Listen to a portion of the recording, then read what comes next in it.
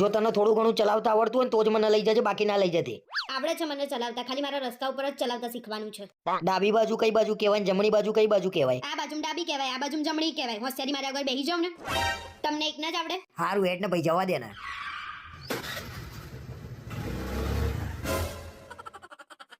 બે મગજ બગજ છે કે નહીં બુદ્ધિ વગરની? હમણાં બે જણના ચકા વેરાઈ જશે. હવે બોલ્યા વગર બેહી રહો ને. ઘરમાં શીખવાડો તો આવું જ થાય, રસ્તા ઉપર શીખવાડવું પડે. અરે કેમ આ રીતે ચલાવું છું? અરે મારા હાથમાં નહીં રહેતું સ્ટીયરિંગ. અરે કેમ આ રીતે ચલાવું છું? બ્રેક માર. અરે બ્રેક મરાતી નહીં, હું શું કરું? બ્રેક માર, પડીશું બે જણા. એ બ્રેક માર. ગયા ગયા ગયા ગયા ગયા ગયા. બે જજે, બે જા. આજ પછી છે ને મને એક્ટિવા શીખવાડે એવું કહેતી જ નહીં, મહેરબાની કરજે. મારા હાડકાન બાળકા ભાગી જુએ એટલું દુખે છે. તમને તો કઈ નહીં, મને તો હાથ પગ બધું દુખાય છે. મને હાર્ડવેર ના ત્યાં લઈ જાઓ. અરે હાર્ડવેર ના કહેવાય અને હાર્ડવેર જ કહેવાય. અને તને તો છે ને હાર્ડવેર ની જ જરૂર છે. આમાં બે સ્ક્રૂ ઢીલા છે તારામાં. લમડા લીધા વગર બેહી રહો ને તમે. તમારા જોડે જિંદગીમાં એક્ટિવા ચલાવવાનું ના શીખું.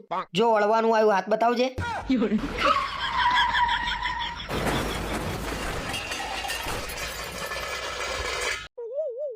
અમાર બેનપણી તમારા ઇન્સ્ટાગ્રામમાં કઈ રીતે આવી? કઈ રીતે એટલે? અમે ઇન્સ્ટાગ્રામમાં એકબીજાને ફોલો કરીએ છીએ એ રીતે. એ તો મને દેખાય છે. બહુ ડાયા તમે. અને તમારે એના જોડે શું લેવા દેવા તો તમે રિક્વેસ્ટ એક્સેપ્ટ કરી? અરે મને એમ કહું નહીં કરું તો તને દુઃખ થશે એટલે મેં કરી. વાહ વાહ, બહુ સરસ. હા ભાઈ મને એમ કે તારી બેનપણીને એવું થશે હેતલનો ઘરવાળો કેટલો એટીટ્યુડ વાળો છે એટલે તારું ખરાબ ના દેખાય એટલે મેં કરી.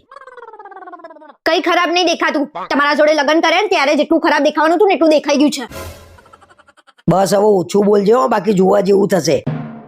ના ના, છોકરીઓની રિક્વેસ્ટ આવે ને તરત જ એક્સેપ્ટ કરી લેવાની. જાણે બધી હગીવાલી ના હોય એમની. રિક્વેસ્ટ એક્સેપ્ટ કરે એ માણસ ખરાબ થઈ જાય એવું હોય? હું બધાની વાત નહીં કરતી, તમારી વાત કરું છું. સી ખબર તમારા મગજમાં શું ચાલતું હોય છે. રાતે ઊંઘમાં બબડ બબડ કરતા હોવ છો. એટલે આ તો નવું આવ્યું પાછું. લોચા ના વાગે કોક દિવસ ધ્યાન રાખવું પડશે.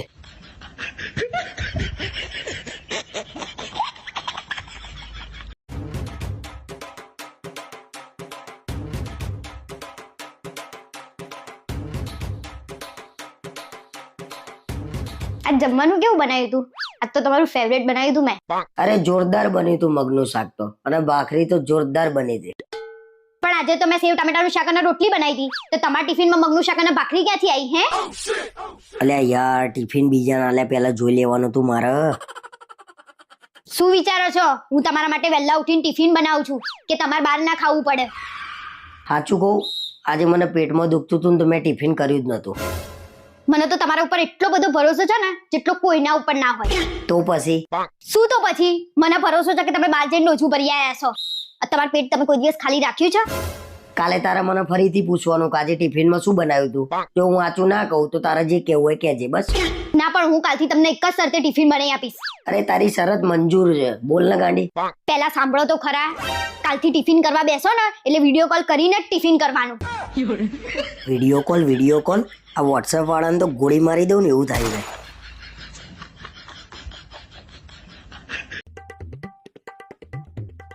અરે આજે જમવાનું શું બનાવ્યું છે?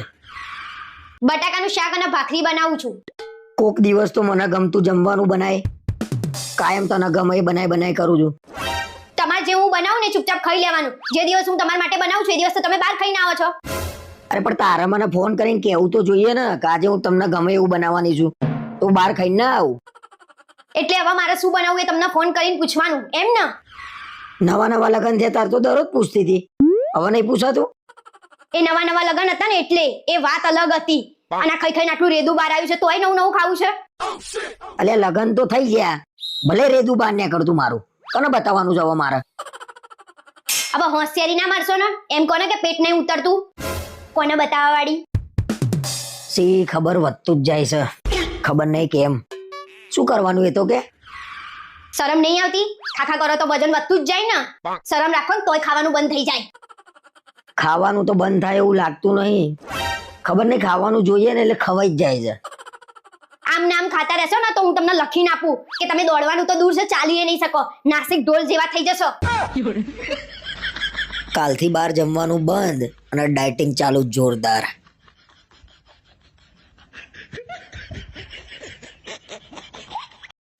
આજથી જે વ્યક્તિ તમારી ઇજ્જત ના કરે ને એના જોડે આજથી તમારે બેસવાનું નહીં. સારું.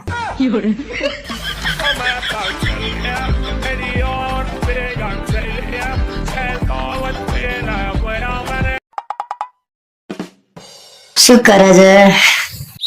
તમે લગ્ન પછી બહુ બદલાઈ ગયા છો, પહેલા જેવા નહીં રહ્યા. કે મેં શું કર્યું? તમને થોડું એ ધ્યાન છે મારામાં? તો મેં તો તને પહેલા જ કીધું તું લગ્ન કરેલા બૈરાવમાં રસ નહીં. તમને શેમાં રસ છે? હે ભાઈ તને છેલ્લી વાર કહું છું હવે ફોન ના કરતો, નકર મારી મારીને છે ને તોડી નાખે તને હું. શું થયું? કોણ છે?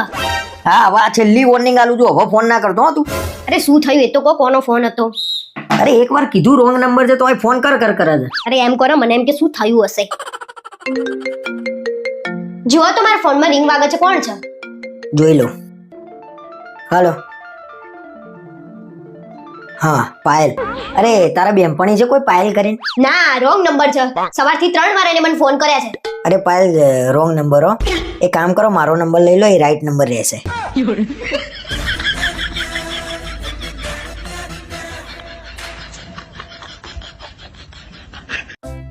અલ્યા રોંગ નંબર છે પણ કેટલી વાર ફોન કરે તું?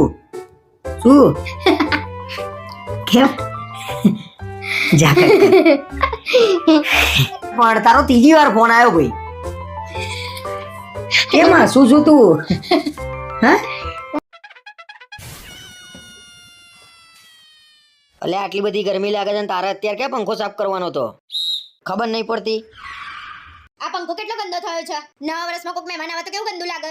સાફ કરવો પડે કે નહીં? અરે પણ વાંધો નહીં, ફટાફટ લૂસી કાઢ તો પંખો ચાલુ થાય. કેટલી ગરમી લાગે છે. 5-10 મિનિટ બેસી રહો ને, લૂછી નાખું છું. થોડી તો ધીરજ રાખો.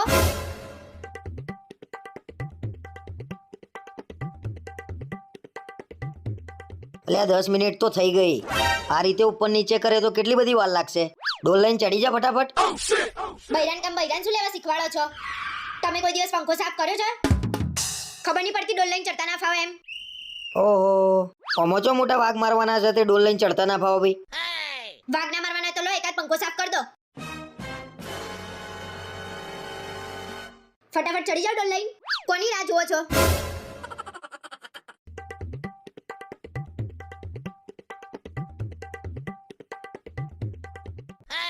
ડોલ લઈને તો નહીં ફાવે.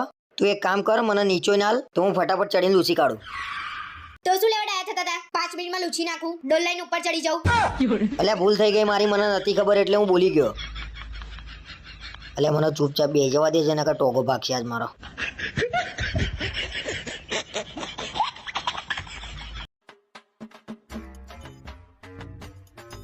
કાલે મોડું કર્યા વગર વહેલા ઘેર આવી જજો.